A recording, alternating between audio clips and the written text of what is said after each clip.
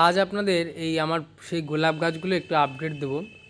এই গাছগুলো আমি কদিন আগে একদম রুট প্রুনিং করে এবং প্রত্যেকটা গাছকে গ্রো ব্যাগের মধ্যে বসিয়েছি। এগুলো 8 ইঞ্চি সাইজের গ্রো ব্যাগ। তো বর্তমানে গাছের কি কন্ডিশন আপনারা দেখুন, কি সুন্দর গাছগুলোতে অলরেডি পাতা বেরোতে শুরু করেছে, ফুলও আসতে চালু করে দিয়েছে।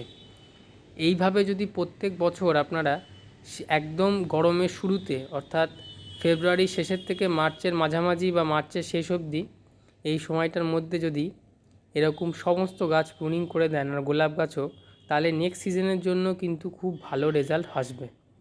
আমি একদম ছোট করে হার্ড প্রুনিং করে দিয়েছিলাম এই গাছগুলোকে। এই গাছগুলো 1 বছরের কাছাকাছি বয়স ছিল। আমি সবই কাটিং থেকে তৈরি করেছিলাম, আপনাদের ভিডিও অলরেডি দিয়েছি, চ্যানেলে আছে, দেখে নেবেন যারা দেখেননি। তো সেই গাছগুলো আবার আমি প্রুনিং করে সুন্দর করে বসিয়েছি, কি সুন্দর বাড়তে দেখুন। আবার এই দিকে সেই মাদার গাছগুলো রয়েছে, এগুলোর ভিডিও তো কদিন আগে আমি দিয়েছিলাম। দেখুন এই গাছগুলোও আরও কতটা বড় হয়ে গেছে। এইভাবে গাছের পরিচর্যা করতে হবে। যত সুন্দর পরিচর্যা করতে পারবেন তত ভালো রেজাল্ট আসবে। আর এরকম ফুল ফুটে যাওয়ার পরে গরমের সময় সঙ্গে সঙ্গে এরকম বোটা ধরে ভেঙে ফেলে দিতে হবে, তাহলে কিন্তু আরও গাছটা বুশি হবে, ঝাঁকড়া হবে। আর এই যে গোলাপগুলো দেখতে পাচ্ছেন, অনেকগুলো কিন্তু রোদে একটু পুড়ে যেতে পারে, এরকম কালার আসতে পারে, পাতাও পুড়ে যেতে পারে। সেক্ষেত্রে কোনো ভয় পাওয়ার কারণ নেই। প্রত্যেক দিন একবার করে ঠান্ডা জল দিয়ে গাছগুলোকে স্নান করিয়ে দেবেন।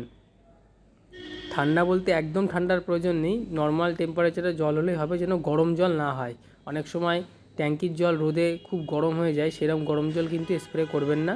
ঠান্ডা জল স্প্রে করলে ভালো রেজাল্ট আসবে। সকালবেলা ভোরের দিকেও একবার করতে পারেন, আবার বিকেলে সন্ধ্যার সময় একবার করতে পারেন। আর যদি সময় না পান রাতের দিকেও করতে পারেন, কোনো অসুবিধা নেই। তবে গোলাপ গাছগুলিকে একবার করে জল দিয়ে ভালো করে স্নান করিয়ে দিলে খুব সুন্দর ঝাঁকড়া হয় এবং রোগমুক্ত থাকে গাছ। ভালো থাকবেন।